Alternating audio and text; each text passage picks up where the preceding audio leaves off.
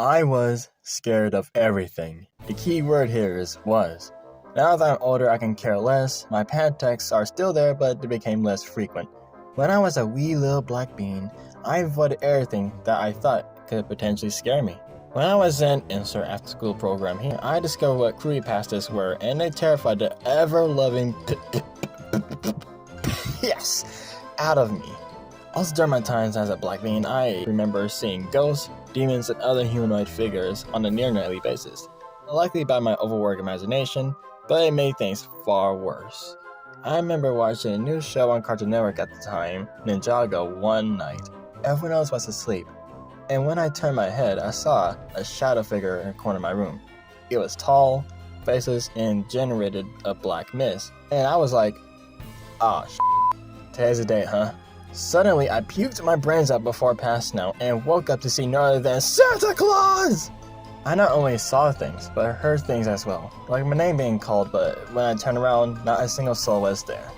Oh, by the idle genes, not even my sleep I saved from this bullshit. I had nightmares to the point I screamed myself awake, according to my mom at least. I don't remember much about my nightmares around this time, but I distinctly recalled having one where I saw two versions of myself, one in blue and one in red. The red me was so angry and mean, as the blue me was empathetic and kind. When I woke up, I was low-key traumatized. Soon, my mom got me and my brother a nightlight to make these nightmares stop. But that didn't work. I saw shadow people dancing in the light, and I ran to my room crying. Also, according to my mom, I was absolutely afraid of snakes. I can't even stand looking at those jaw-stretching, rodent-eating, methane gas-spilling, limbless dip on commercials or in pictures. So just your average ophidiophobia. That's not my only fear. I was deathly afraid of Stacy's mom, who definitely got it going on. $1 million in my account and commitment. I'm joking, but the last one is true. Okay, again, that's a joke too.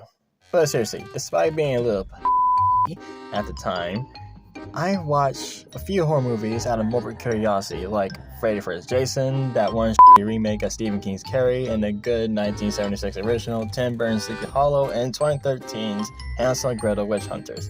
I strongly believe that seeing those and watching 2018's Venom a few years later made me desensitized to horror as a construct. Hell, at the time writing this, I saw the original Evil Dead yesterday with my dad, and it was f***ing awesome. From 6th to early 8th grade, I was obsessed with H.P. Lovecraft character Hastur, the Yellow King. Nothing to add, but I thought it would be nice to mention, but my hyperfixation on gods and monsters began tenfold when I was in 9th grade, when I made my first YouTube channel a week before my 16th birthday. It was originally a meme/pet/music channel, and one summer I fell in love with SCP stories, and still do to this very day. When the lockdown happened, I suddenly became aware of the term analog horror. And, oh my primordial, I instantly fell in love with the aesthetics of this genre, and as well as digital horror, liminal space, and the backrooms in the same time frame. So I switched up my content for horror-esque storytelling. I said horror-esque because those videos aren't that typically scary to be classified as horror.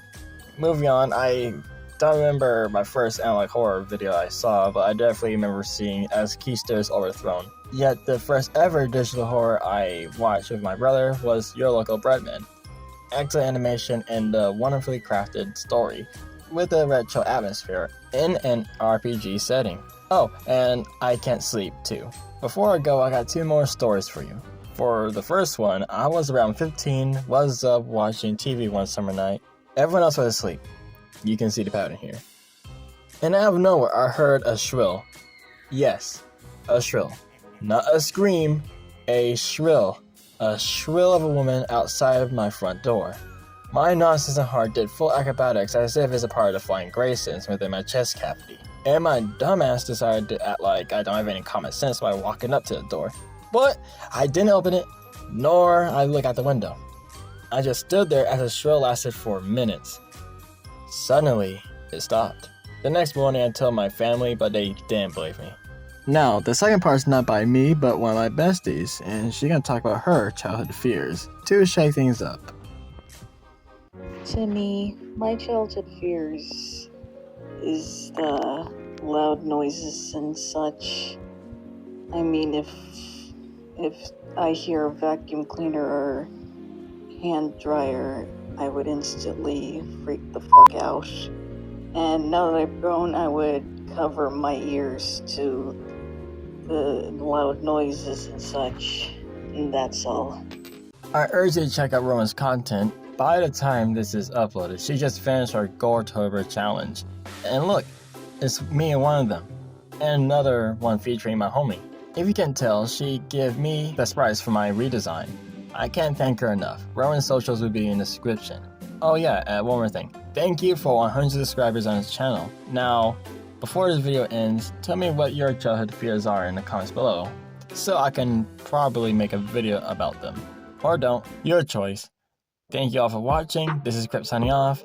Have a wonderful Samhain, and I love you all cosmically.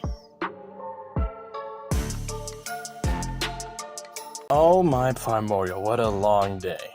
Adjusting to the new changes had me feeling a little woozy. Now I'm going to relax and read my book. Wait.